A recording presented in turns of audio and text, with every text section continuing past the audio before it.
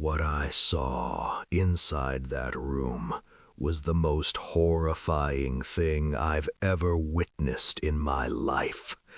A head, just a head, a human head moving its mouth, talking directly to me.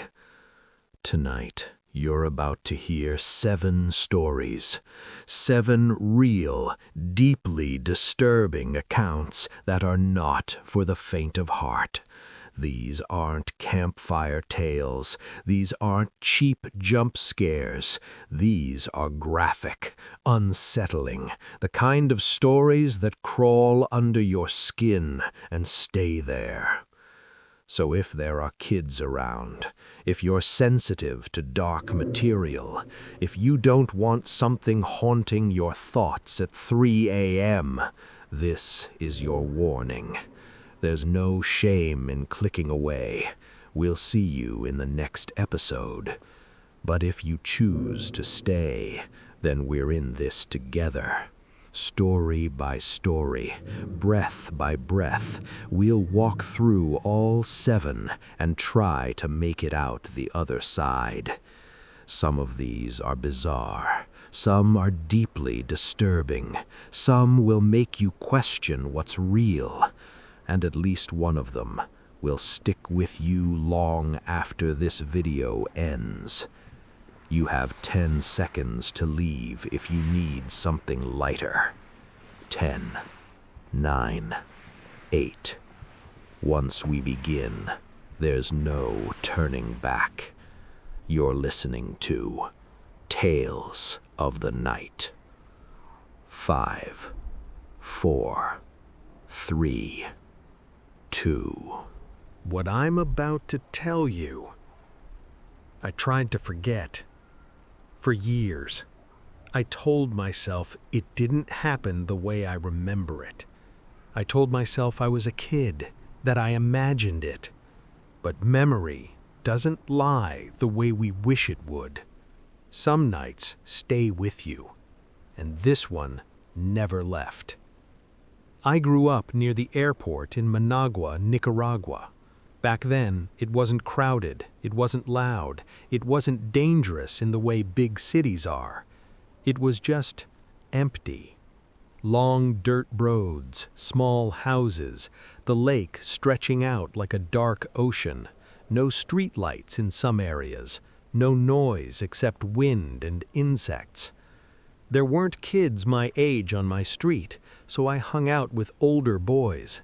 They were bigger, louder, braver, or at least they pretended to be. We'd play baseball during the day.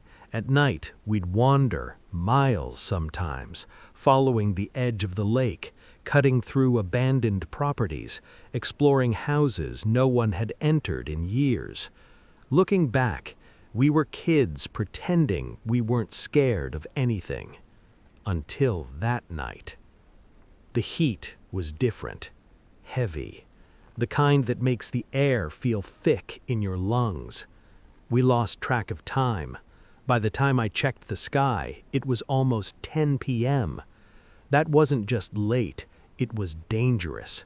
Not because of the streets, because of my father. If he got home before I did, I didn't know what would happen. So I ran. I took a shortcut through a large fenced property we all avoided. In the center stood a small house, the kind that looks abandoned but still feels watched. My friends had gone inside once. They never went back. I didn't think. I jumped the fence. I ran across the yard. And then, a voice. Low, strained, like someone speaking through cloth. I couldn't understand the words, but I heard it clearly. And here's the part that still terrifies me. I stopped running. I didn't decide to. My body just stopped, like something had pressed pause. Near the entrance sat an old leather suitcase, cracked, dusty, forgotten, and yet it felt like it was waiting. I walked toward it. Not because I wanted to, because I had to. My hands touched the handle. I opened it. I'm here. I'm here. Inside was a human head. Just a head. The skin darkened, the lips purple, and moving, speaking to me. The eyes weren't empty. They were focused on me. My legs gave out. I fell backward. The heat became suffocating. My chest tightened like the air had been vacuumed out of the world. And while that voice kept whispering from inside the suitcase, I heard footsteps behind me. My friends had followed. They saw it. They didn't scream. They didn't question it. They grabbed me and dragged me out. The police later said it had been there for a long time, mostly bone. They said decomposition can cause illusions. They said shock can distort memory. They said I imagined the voice, but I remember the lips moving, and I remember the words. And that was just the beginning. Because sometimes death doesn't announce itself loudly. Sometimes it brushes past you quietly, like it did the night I saw her. I was staying at my cousin's house, late, too late for kids our age. None of us could sleep.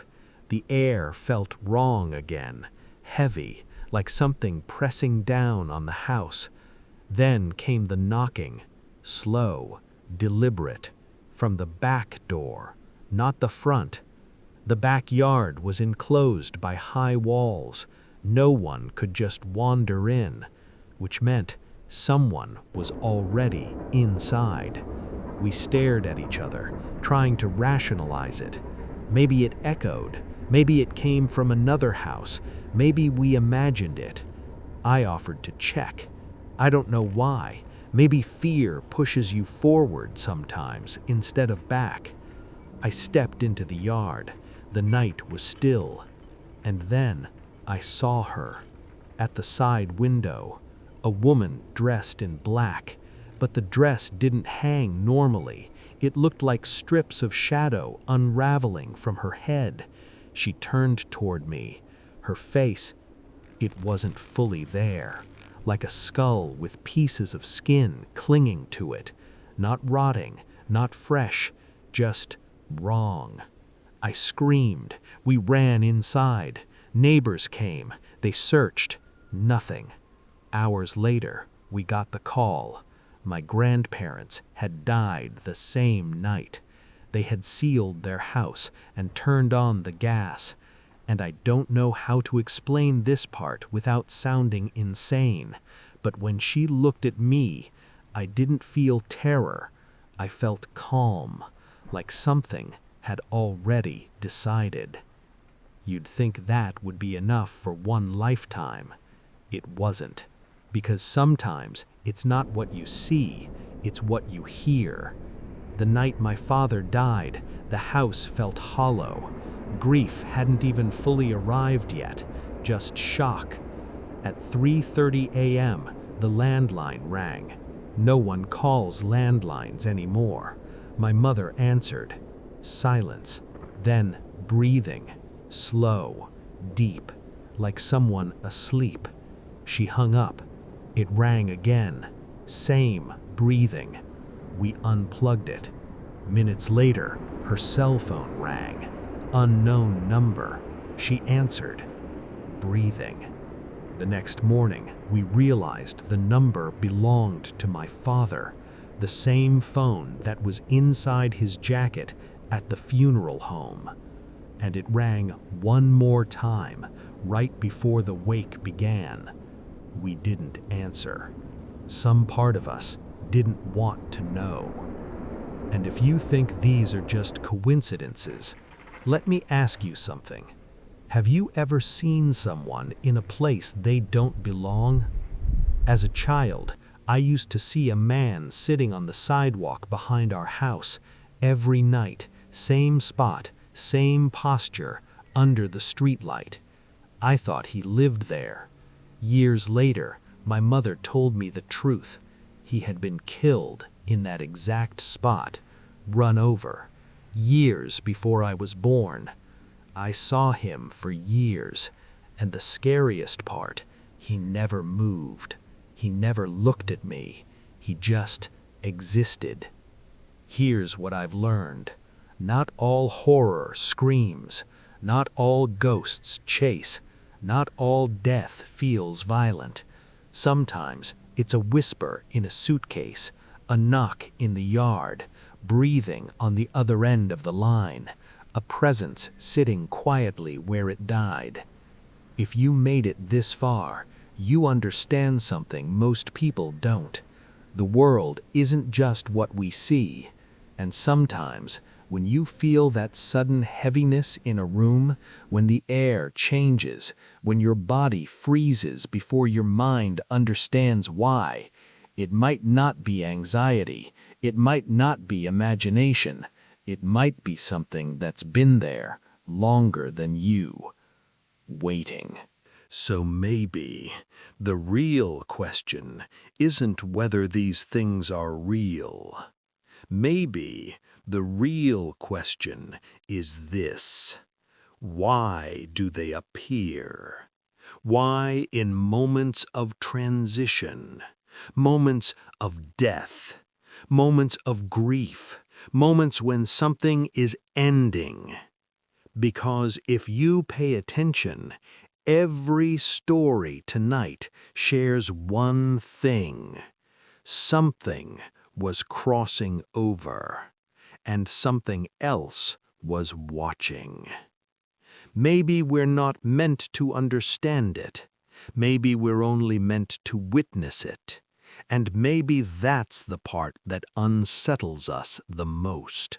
Not that something is out there, but that sometimes it notices us. If you've ever felt the air change in a room for no reason, if you've ever heard something that no one else heard, if you've ever seen something you still can't explain, you're not alone. But that doesn't mean you're safe either. Tonight, when the lights are off, when the house is quiet, when your phone screen goes black, listen. If you hear breathing, don't answer. If you see someone standing where no one should be, don't stare too long. And if something calls your name, make sure it sounds like someone who's still alive. Thank you for staying with me tonight. If you made it to the end, you're braver than most. Subscribe if you want to keep walking into the dark with me. Lock your doors, check your windows, and I'll see you in the next story.